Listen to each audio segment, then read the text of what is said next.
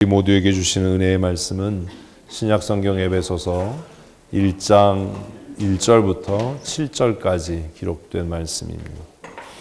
에베소서 1장 1절로 7절까지 말씀 우리 함께 한 목소리로 읽겠습니다. 하나님의 뜻으로 말미암아 그리스도 예수의 사도된 바울은 에베소에 있는 성도들과 그리스도 안에 있는 신실한 자들에게 편지하노니 우리 하나님 우리 아버지와 주 예수 그리스도로부터 은혜와 평강이 너희에게 있을지어다. 찬송하리로다. 하나님 곧 우리 주 예수 그리스도의 아버지께서 그리스도 안에서 하늘에 속한 모든 신령한 복을 우리에게 주시되 곧 창세전에 그리스도 안에서 우리를 택하사 우리로 사랑 안에서 그 앞에 거룩하고 흠이 있게 하게 하시고 그 기쁘신 뜻대로 우리를 예정하사 그리스도로 말미암아 자기 아들들이 되게 하셨으니 이는 그가 사랑하시는 자 안에서 우리에게 거저 주시는 바 그의 은혜의 영광을 찬송하게 하려는 것이니라. 우리는 그리스도 안에서 그의 은혜의 풍성함을 따라 그의 피로 말미암아 속량 곧 죄사함을 받았느니라. 아멘. 아멘. 오늘은 올해 우리 마지막 성찬 예배로 하나님 앞에 예배합니다. 성찬을 왜 하는가? 오늘 그 조직신학 면에 성찬의 의, 성찬의 표징과 인침의 내용이 잘 정리되어 있습니다.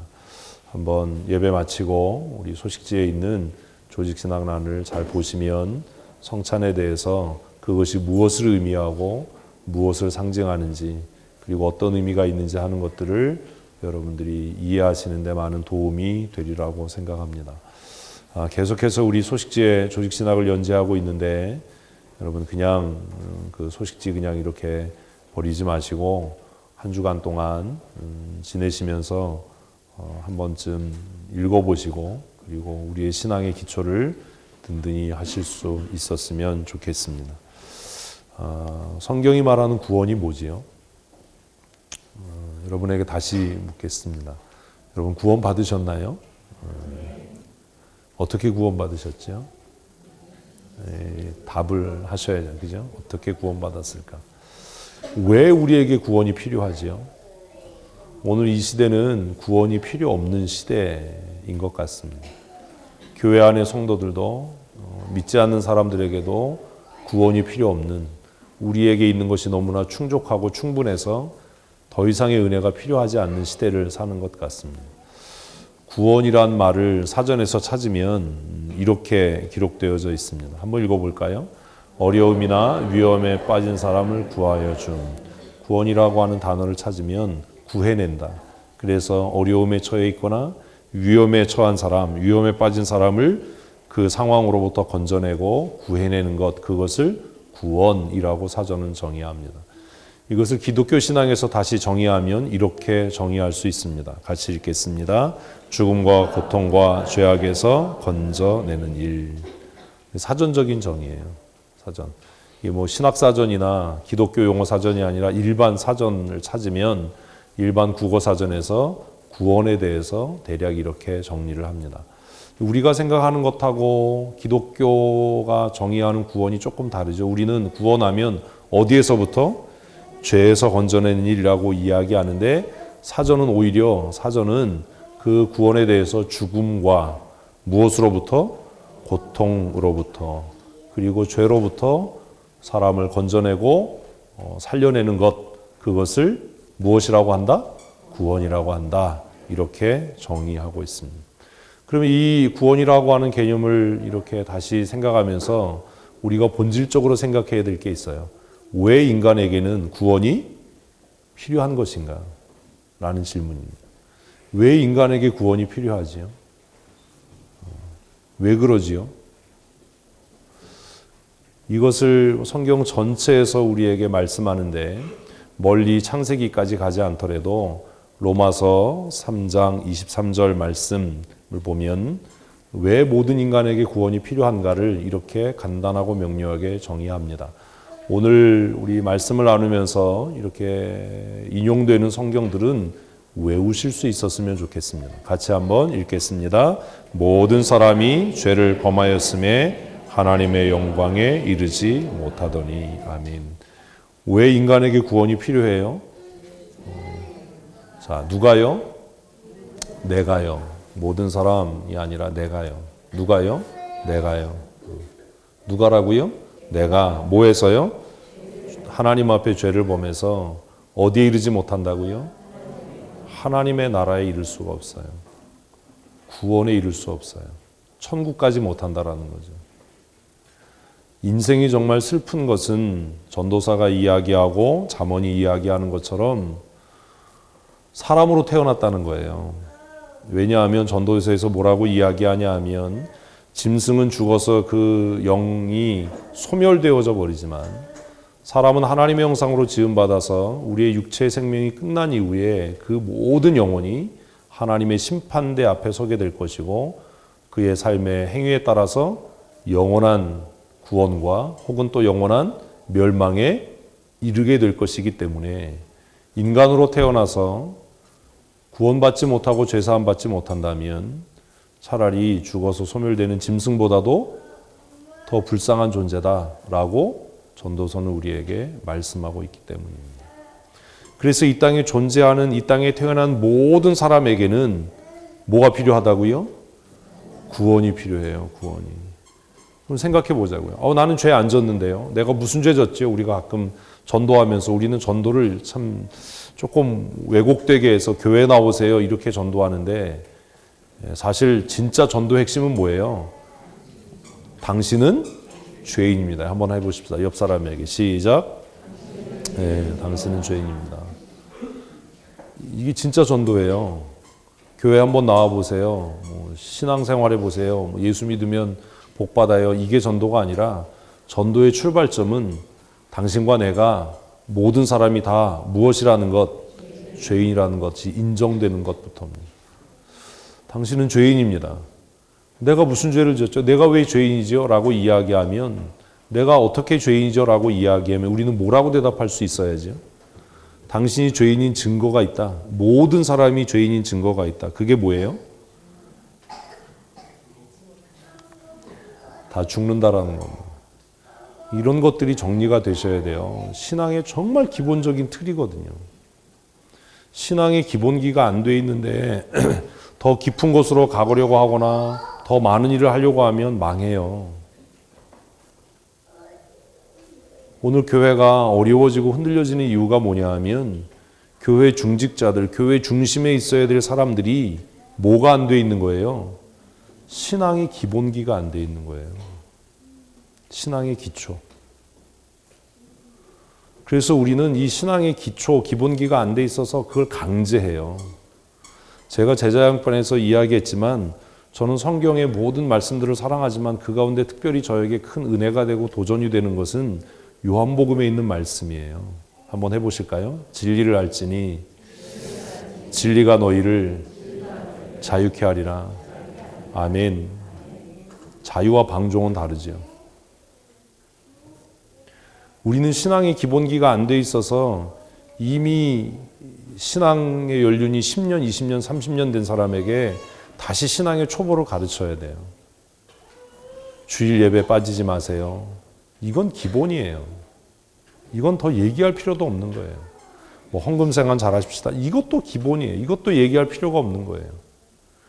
여러분 주일을 우리가 지킨다라고 성수한다라고 표현하지만 저는 그 표현을 별로 좋아하진 않지만 주일에 하나님 앞에 나와서 예배해야 된다라고 하는 그 강박관념으로부터 자유하십시오. 이게 뭔 말인지 모르고 아멘 하는 거예요 지금. 그것을 자유해진다라는 것은 내가 가도 되고 안 가도 된다라는 얘기입니까? 그게 더 이상 뭐가 되지 않는다? 문제거리가 되지 않고 짐이 되지 않는다는 거. 그냥 당연한 거예요. 그건 호흡하는 것처럼 당연한 거예요. 여러분 숨 쉴 때 쉬어야 되나 말아야 되나 고민하십니까? 이해되시죠? 축구 선수가 뛰어야 되나 말아야 되나 이걸 고민하냐고요. 그건 기본이에요. 그 기본이 안 돼 있으면 모든 게 다 끝난 거예요. 삶을 살아가는데 주일에 하나님 앞에 예배해야 돼. 이것이 안 지켜진다면 신앙의 기본이 없는 겁니다. 근데 그것이 어떤 때 우리에게는 뭐가 되지요? 짐이 되거든요. 남들 이목 때문에, 체면 때문에 어쩔 수 없이. 그러면 그 사람은 이미 신앙의 기초가 무너져 버린 거예요. 헌금 생활로부터 자유하십시오. 아멘을 또 안 하세요? 싫으세요? 여러분 의무감으로 11조하고 막 마지못해서 감사헌금하고 절기헌금 하는 것을 하나님이 정말 기뻐하시겠습니까? 하나님이 그거 기뻐하지 않아요. 그건 바리새인들이나 하는 짓이에요. 제가 우리 교회에서 뭐 11조 해라 마라 이런 걸로 막 얘기 안 하잖아요. 왜 그거 얘기 안 하지요? 그건 뭐예요? 기본이에요. 기본. 그건 기초예요. 그 기본이 안 돼 있는데 뭐 내가 뭐 더 나은 걸 하겠다. 이건 안 되는 거잖아요. 모든 운동에도 모든 일에도 기초가 있고 기본이 있어요. 그 기본기를 익히고 난 다음에 그 다음에 기술을 연마하고 더 자신의 실력을 향상시켜 나가야 되는 겁니다. 기본이 안 돼 있으면 잘하는 것 같다가도 슬럼프를 만나고 망하게 되고 넘어지게 되는 거죠. 그래서 프로 골퍼도 프로 야구 선수도 슬럼프가 오면 뭐부터 다시 한다고요? 기본으로 다시 돌아가요. 배팅 연습하고 스윙하는 폼을 교정하고 퍼팅 연습하고 그런 거예요. 축구 선수가 슬럼프가 오면 뭐 해요? 러닝 연습하거든요. 태클 연습하거든요. 슬라이딩 연습하거든요. 신앙에 그런 기본이 있어요. 그런데 이것이 짐이 되지 않는, 그래서 그 모든 것으로부터 참된 무엇을 누리는? 자유함을 누리는. 그래서 저는 그 말씀을 사랑해요. 진리를 알지니 진리가 너희를 자유케 하리라. 의무감으로 억지로 마지못해서가 아니라 무엇으로? 자유함으로 하는 그런 믿음의 사람이 되십시오. 제가 여러 번 말씀드린 것처럼 그래서 저는 한용운 시인을 좋아합니다. 그는 복종이라는 시에서 그렇게 이야기합니다. 남들은 자유를 사랑한다지만 나는 복종을 사랑합니다. 복종할 수 있을 때 복종하는 것처럼 더 아름다운 것은 없고 더 자유한 것은 없기 때문입니다. 주의를 지키는 것이 우리에게 무거운 짐이 되고 헌금 생활하는 것이 무거운 짐이 돼서 하나님께서 그 짐을 지고 가라고 우리에게 떠맡긴 것이 아니라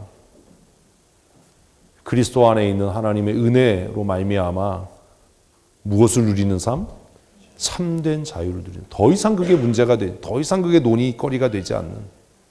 그냥 애들 말로 하면 그냥 이거 뭐 아무것도 아니야. 뭐 이렇게 돼야지. 주의를 지키는 게 여전히 지켜야 되나 말아야 되나 고민거리가 되고 헌금 생활이 여전히 고민거리가 된다면 우리의 믿음은 모래 위에 지은 누각에 불과하지 않겠습니까?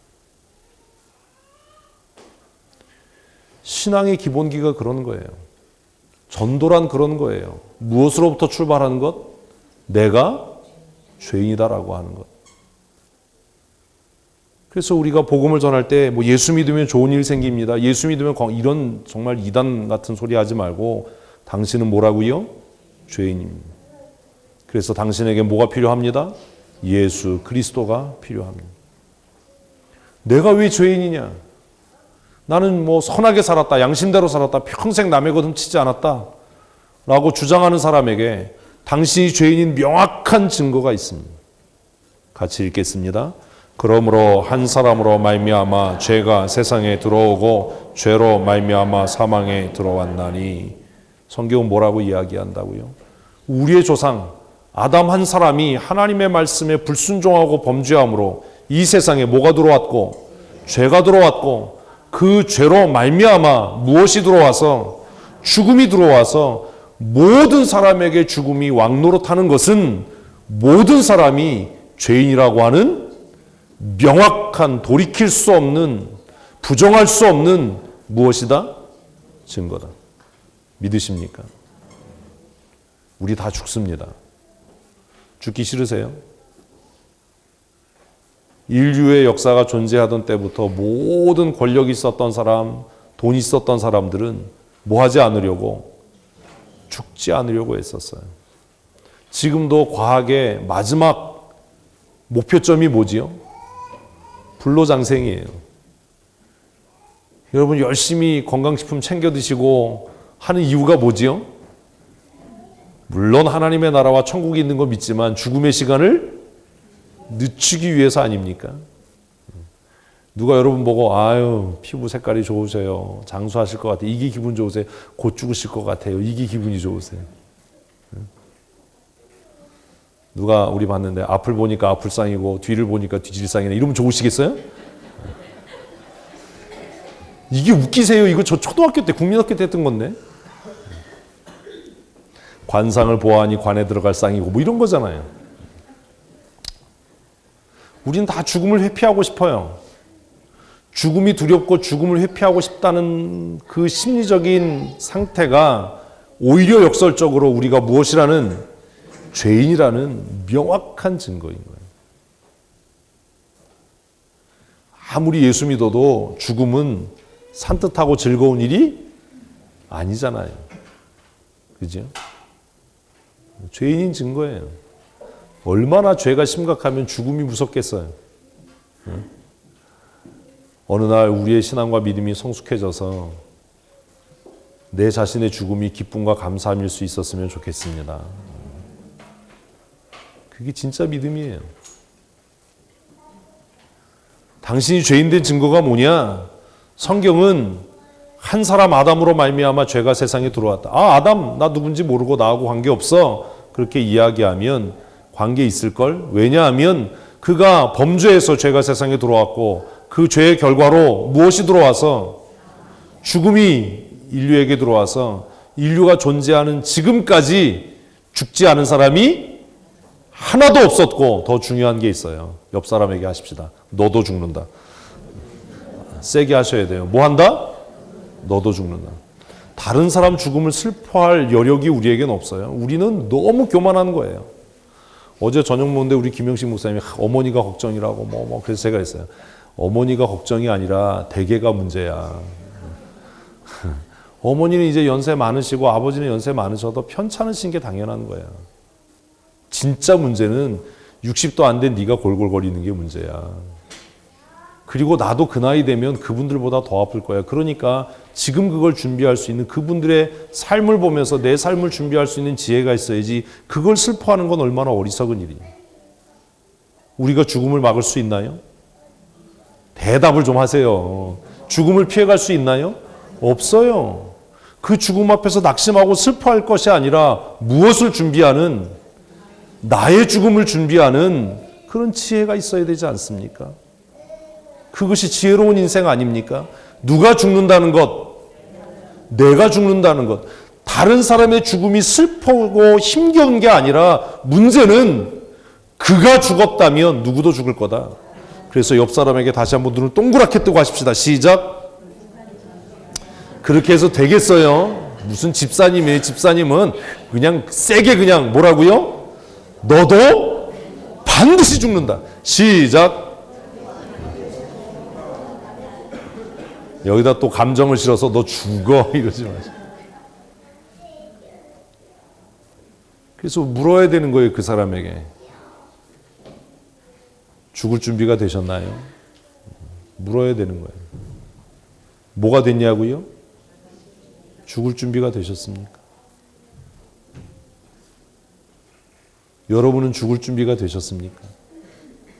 죽음이 어느 날 찾아오면 오래된 동물을 만나는 것처럼 기쁨으로 그를 맞이해서 이 땅의 삶을 정리하고 하나님께로 갈 준비가 되셨습니까? 천년 만년 우리 살지 못합니다. 제가 그동안 밥을 꽤 많이 먹긴 먹었나 봐요. 50대 벌써 중반이 됐습니다. 제가 어른들의 삶을 이렇게 살펴보니까 인생이 쌩쌩하고 팔팔한 건 그냥 70까지예요. 아무리 건강하고 쌩쌩해도 70 넘으면 이게 꺾이고 시들어가기 시작하더라고요. 그러면 저도 15년밖에 안 남은 거예요. 그래서 생각해요. 남은 15년을 어떻게 살아야 될까? 그래서 결정한 것 중에 하나가 그거예요. 즐겁고 행복하게 살자. 슬퍼하지 말고 노여워하지 말고 근심하지 말고 불평하지 말고 최선을 다해서 어떻게 살자? 행복하게 살자. 우리 옆에 분에게 하십시다. 행복하게 사십시다. 니네들은 아직 행복하게 안 살아도 돼. 얘는 죽으라고 맞으면서 공부해도 돼. 그런 거잖아요. 죽음을 준비하고 계십니까? 죽음을 맞이할 준비가 되셨습니까? 한 사람의 죄로 말미암아 사망이 들어왔고 그 사망이 왕노릇하고 있는데 당신도 죽어가고 있고 언젠가 죽음이 찾아올 텐데 그 죽음은 당신이 바로 무엇이라는? 죄인이라는 증거입니다. 그래서 로마서 5장은 계속해서 이렇게 말씀합니다. 함께 읽습니다. 이와 같이 모든 사람이 죄를 지었으므로 사망이 모든 사람에게 이르렀느니라. 부인할 수 없는 진리. 로마서 5장 12절은 이와 같이, 누구와 같이? 아담과 같이 모든 사람이 바로 당신이 뭐 했기 때문에? 죄를 지었기 때문에 당신에게도 언젠가 죽음이 찾아올 것이다. 여러분, 우리는요, 솔직하게 말하면 다른 사람의 죽음을 슬퍼할 만큼 그렇게 여유 있는 삶을 살고 있지 못합니다. 진짜로 근심하고 두려워해야 될 것은 내 죽음의 날입니다. 내가 이 세상을 떠나고 하나님의 심판대 앞에 설 때에 내가 어떠한 상태로 주님을 만날 것인가가 두려운 것이지, 이미 죽어 하나님의 심판대 앞에 섰고 그리고 그 영혼의 삶이 결정된 사람들의 삶을 근심하거나 두려워하거나 슬퍼한 만큼 우리가 그렇게 완전한 의인이 아니라는 겁니다. 모든 사람은 죄인입니다. 그래서 나도 죄인이고 우리도 죄인입니다. 그래서 나도 죽고 여러분도 죽고 우리 모두 죽을 겁니다. 그래서 성도들의 장례식을 집례하고 성도들의 죽음을 보면서 내 자신의 죽음을 계획하고 설계합니다. 나는 어떤 죽음을 맞이할 것인가? 내가 죽고 난 다음에 어떻게 기억될 것인가? 내가 죽은 다음에 내 자녀들은 어떠한 삶을 살기를 원하는가? 지난 한 주간 우리 기도하면서 우리 그런 기도했습니다. 하나님, 우리의 신앙의 발자취를 따라 우리의 자녀들이 그 믿음의 길을 가게 하시고 걷게 하셔서 우리의 가정이, 우리의 계보가 믿음의 명문이 되는 그런 믿음의 가정이 되게 해주십시오. 여러분, 그럴 수 있었으면 좋겠습니다. 우리가 이 세상 떠난 다음에 우리의 자녀들이, 우리 어머니는 기도의 사람이었고 우리 아버지는 말씀의 사람이었다. 우리가 그분들의 믿음의 발자취를 따라 믿음의 계보를 이어가는 거룩한 믿음의 가문이 되어야 한다라고 하는 신앙의 유산을 물려받을 수 있는 그런 은혜를 하나님이 주셨으면 좋겠습니다. 왜 11시에 아이들하고 같이 예배합니까? 왜 늦은 시간에 한 주간 기도해야 하면서 아이들을 데리고 나오라고 제가 얘기하지요?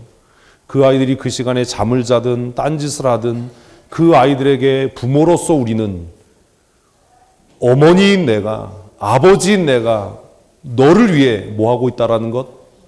기도하고 있다라는 것.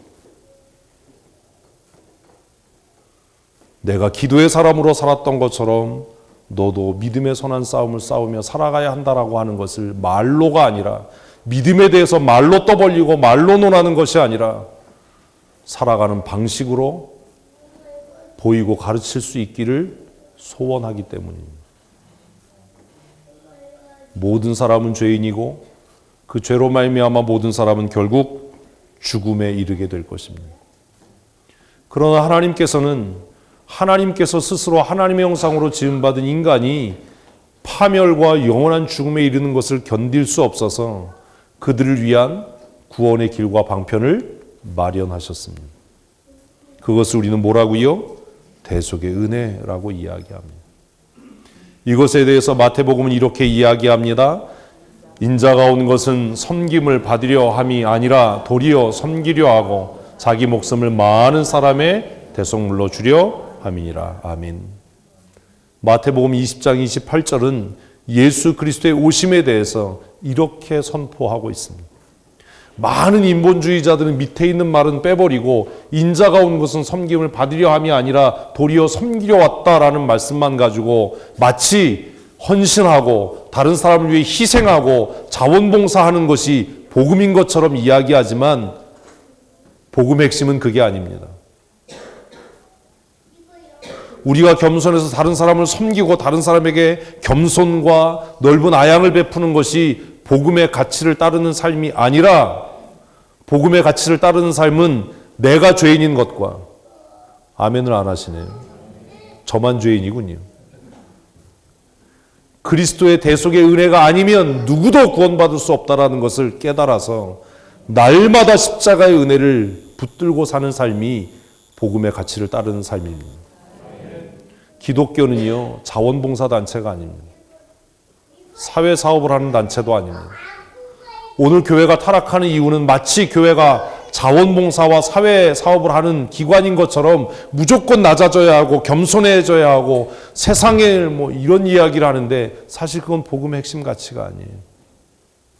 왜요? 우리가 그들을 위해 우리의 목숨을 내어줄 수 없기 때문이고, 설령 내어준다 하더라도 나도 죄인이고 그도 죄인인데 우리가 누구를 구원할 수 있겠습니까? 우리를 구원하실 수 있는 유일한 분은 예수 그리스도 외에 없는 줄로 믿습니다. 그래서 복음은 독보적이고 유일한 겁니다. 종교화합, 종교 친화 이런 건 있을 수도 없는 얘기예요. 왜? 부처가 아무리 성인이어도 그도 뭐고? 죄인이고. 그가 아무리 득도를 하고 깨달음을 얻어서 열반에 이르렀는지 어디에 갔는지는 모르겠지만 그 깨달음으로 우리는 구원에 이를 수 없기 때문입니다. 우리가 구원파를 신천지를 이단이라고 하는 가장 중요한 이유 중에 하나는 그들은 무엇을 통해, 지적인 깨달음을 통해 무엇을 얻는다고? 구원을 얻는다고 가르치고 있기 때문입니다. 여러분, 지적인 깨달음으로 구원에 이를 수 없어요. 성경을 지적인 유의의 대상으로 삼지 마세요. 제가 성경을 가르치면서 가장 두려운 것이 뭐냐 하면, 어떤 성도들이 와서 목사님 말씀이 참 독특하고 특별하고 정말 성경을 잘 가르쳐요 라고 해도 저는 기분이 별로 좋진 않아요. 왜? 제 마음속에 그런 생각을 합니다. 정말 그 얘기하고 싶은 얘기, 그 성경적인 지혜와 지식이 너를 구원하지는 못한다. 뭐를 깨닫기 전까지는 내가 죄인이고 예수 외에 내게 다른 희망이 없다라는 것을 깨닫기 전까지는 너 구원에 이를 수 없다. 저에게 찾아와서 목사님 말씀이 참 은혜가 됩니다, 많은 도전이 됩니다, 새로운 걸 많이 배웠습니다 라고 했던 수많은 사람들이 이 자리에 없어요. 그들은 뭘 추구했을 뿐이에요? 지적인 쾌락이요. 그건 믿음이 아니에요.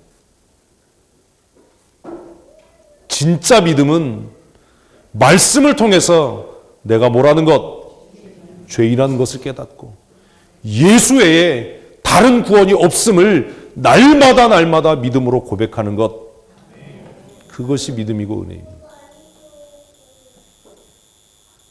내가 죄인인데 무슨 자존심이 상해요? 내가 죽어 마땅한 죄인인데 내가 교회에서 무슨 인정과 무슨 존귀함을 받아야 그게 마땅한 일이라고 생각을 합니다.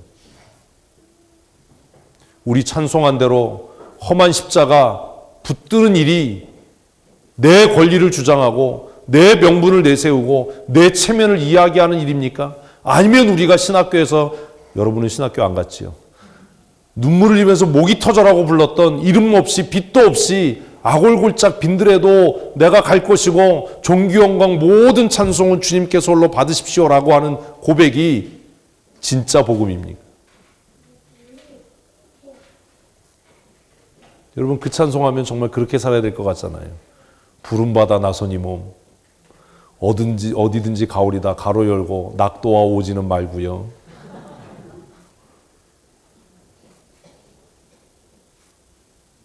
우리 그런 거잖아요. 멸시천대 십자가는 주님이 받으시고 존귀 영광은 내가 받겠습니다. 우리 이런 거 아닙니까? 그에게 무슨 구원이 있습니까? 예수님께서 이 땅에 오신 목적은 겸손하게 낮아져서 섬기고 헌신하고 자원봉사하고 구제하기 위해서가 아니라 죄로 말미암아 죽을 수밖에 없고 죽어있던 우리를 구원하시기 위해서 자신의 목숨을 무엇으로 주시는? 대속의 제물로 주시는 그 구원 역사를 이루시기 위함입니다. 그래서 우리는 이것을 구원의 은혜라고 이야기합니다. 여러분, 성도는 어떻게 구원을 받습니까? 조금 신학적으로 어렵게 이 질문을 바꾸면, 이렇게 질문하면 이게 이제 초중고등학생 수준이지만 이걸 조금 높여서 이제 학부생 정도가 되면 성령께서 구원을 우리 각 사람에게 어떻게 적용하시는가라는 질문이 되는 거예요. 내용은 똑같아요. 질문이 조금 어려워지고 쉬워지는 것뿐입니다. 쉽게 설명하면 어떻게 구원받는가, 어떻게 구원을 얻게 되는가 이지만 조금 신학적으로 어렵게 물으면 예수 그리스도의 죽으심과 대속의 은혜로 완성된 구원이 성령의 교통하심과 역사를 통해 어떻게 우리 각 사람에게 적용되는가 이러면 이제 조금 어려워지는 거잖아요. 저는 어려운 얘기하는 거 별로 안 좋아해서 이렇게 유치찬란하게 묻습니다. 어떻게 구원받죠? 여러분, 이 얘기하고 싶지요? 오직 믿음으로. 믿음이 뭐죠? 맞는 얘기도 하지만 이게 개뻥이에요. 믿음이 뭡니까? 오직 믿음으로 구원받습니까? 진짜 믿음으로 구원받습니까? 한국교회와 성도들이 타락하는 이유가 뭐냐면 믿음으로 구원받는다라고 자꾸 이야기하고 가르치니까 그 믿음이 마치 누구의 것인 것처럼 내 수고의 결과이고 내 노력의 결과인 것처럼 생각하는 거예요. 믿음으로 구원 얻는 것 맞습니다. 그러나 여기서 말할 때 믿음은 내 수고와 노력이 아니라, 한번 따라 하십시다. 믿음은 값없이 주시는 구원의 은혜입니다. 믿음은 내 노력의 결과가 아니에요. 내가 기도해서요. 우리 그런 생각이 있어요. 내가 기도 많이 하면, 내가 성경 많이 읽으면, 내가 철야하면, 내가 금식하면 하나님이 들어주실 거야. 아닙니다. 그 사람은 이미 성경에서 멀리 떠나 있는 사람이에요. 그렇게 이야기하면 구원은 뭐의 결과예요? 내 노력과 내 수고의 결과잖아요. 불교와 뭐가 달라요? 고행하면, 수행하면, 침묵하고 무건수행하면, 도를 많이 쌓으면 내가 그 각성과 깨달음을 통해서 열반에 이를 수 있다는 가르침과 뭐가 달라요? 시주 많이 하면 여러분이 심청이에요? 처리하고 금식하고 막 이러면 아니에요. 믿음도 하나님이 우리에게 주시는 은혜인 것을 잊지 마십시오. 믿음조차도 뭐라고요? 은혜예요. 그래서 성경은 뭐라고 이야기하냐면 아브라함이 하나님을 믿으니 이것을 하나님이 의로 여기셨는데 이것도 하나님이 값없이 주시는 선물이다. 왜 그러냐 하면 누구도 하나님 앞에 자신의 구원에 대해서 뭐 할 수 없도록 자랑할 수 없게 하려 함이라. 성경을 좀 정리하셔서 마음속에 가지고 계셔야 돼요. 우리가 믿음으로 얻는 구원했을 때 그 믿음이 내 노력과 수고의 결과라면 우리가 하나님 앞에 우리의 구원에 대해 뭐 할 수 있지만, 자랑할 수 있지만 그 믿음조차도 하나님이 우리에게 값없이 주신 은혜라면 우리가 하나님 앞에 우리의 구원에 대해서 무엇으로도 자랑할 수 없습니다. 그래서 이것은 하나님에게서 난 의라고 성경은 이야기합니다. 노력하고 수고해서 우리가 애쓰고 힘써서 쟁취하고 얻어내는 게 아닙니다. 기도의 응답도 하나님의, 왜 이러세요? 기도의 응답도 하나님의 은혜인 겁니다. 왜요? 구원 그 자체가 하나님의 은혜이기 때문입니다. 어떻게 구원받게 되는가라고 이야기할 때 우리는 믿음으로요 라고 얘기하지만 이것을 명확하게 이야기하면 은혜로 구원 얻는 겁니다. 무엇으로요? 오직 은혜로. 이것이 개혁주의 신앙이고 개혁자들의 믿음의 고백이었습니다. 한번 하십시다. 오직 은혜로. 오직 은혜로. 뭐라고요? 은혜예요, 은혜. 잊지 마세요, 은혜. 우리가 성찬에 반복적으로 참여하는 것은 그 베푸신 은혜를 잊지 않기 위함입니다. 이 성찬의 의미는 하나님, 우리는 전적으로 무능합니다. 하나님의 은혜가 아니면 우리는 죄사함을 얻을 수 없고 구원받을 수 없는 죄인입니다라는 고백을 하는 겁니다. 아멘. 그래서 여러분, 우리가 때때로 연약하고 부족해서 범죄한다 하더라도 낙심하지 마십시오. 왜냐하면 우리의 의로 구원 얻는 것이 아니라 오직 하나님의 은혜로 구원 얻는 것이기 때문입니다. 내가 부족해서 열심을 내지 못하고 미련해서 늘 실수하고 범죄하더라도 그것 때문에 좌절하지 마십시오. 하나님의 은혜가 우리를 마침내 승리하게 할 줄로 믿습니다. 그러나 여러분, 게으르지 말아야 합니다. 내가 결정하고 선택할 수 있는 일을 변명과 핑계 삼지 말아야 합니다. 내가 주일 예배에 참여할 수 있는데 변명하면서 이것도 하나님께서 은혜로 회복하실 거예요. 그런 일은 없어요. 내가 선택하고 결정할 수 있는 일은 치열하게 정말 열심을 다해서 최선을 다해서 헌신하고 난 이후에 하나님의 은혜에 기대십시오. 믿음으로 산다는 것, 은혜로 산다는 건 대충 방종하게, 대충 얼버무려서 세속주의와 향락주의에 편승해서 변명하고 핑계하고 나태하게 살고 책임을 전가하는 삶이 아니라 치열하게 투쟁하고 격렬하게 살아가지만 그 결과는 누구에게? 하나님께 의지하는 것입니다. 믿음으로 살았던 사람들은 다 그렇게 치열한 삶을 살았던 사람들. 해가 중천에 뜨도록 늘어지게 자고 나서 하나님 은혜로 배부르게 해주십시오. 이런 일은 없다라는 거예요. 서재에 앉아서 말씀을 묵상하고 정말 고통스럽게 설교 원고를 써내려가는 일 없이 종이 한 장에다 끄적끄적하고 하나님 은혜로 말씀의 능력을 주십시오. 이런 일은 없다는 거예요. 은혜로 산다라고 하는 것은 내가 해야 되는 일, 내가 할 수 있는 일을 어떻게 해요? 정말 치열하게 스스로를 쳐서 십자가에 복종시켜 나가는 뼈를 깎는 수고, 타협하지 않고 편승하지 않는 단호함과 선명함의 삶을 살아가면서도